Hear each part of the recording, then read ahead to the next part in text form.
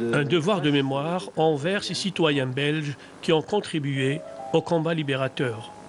Le Front du Nord, où l'élan de ces Belges est pris de justice et de liberté.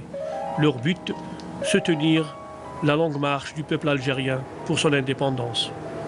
Des Belges, au péril de leur vie, se sont engagés pour aider le FLN et les militants lors de la guerre d'indépendance. Cette histoire est mal connue à la fois en Belgique et en Algérie, et pourtant ils ont eu un rôle important. Ils étaient porteurs de valises, porteurs de documents, passeurs de militants.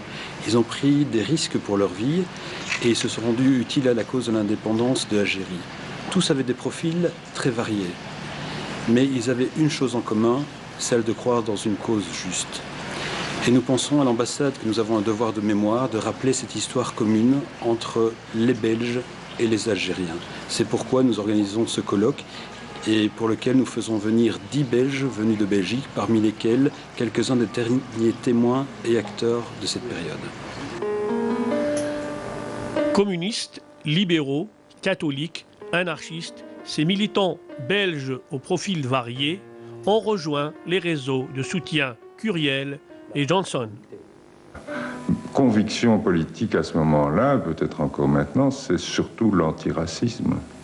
Et dans la guerre d'Algérie, outre le caractère de répression affreuse et brutale et massive dont on ne parle toujours pas, enfin on ne parle pas du nombre de morts qu'il y a eu en Algérie, même si on mentionne dans les livres d'histoire la torture et des choses comme ça.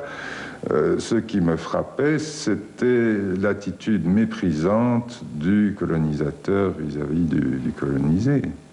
Si on arrive à tirer sur des gens, sur des civils sans défense et sans aucune culpabilité.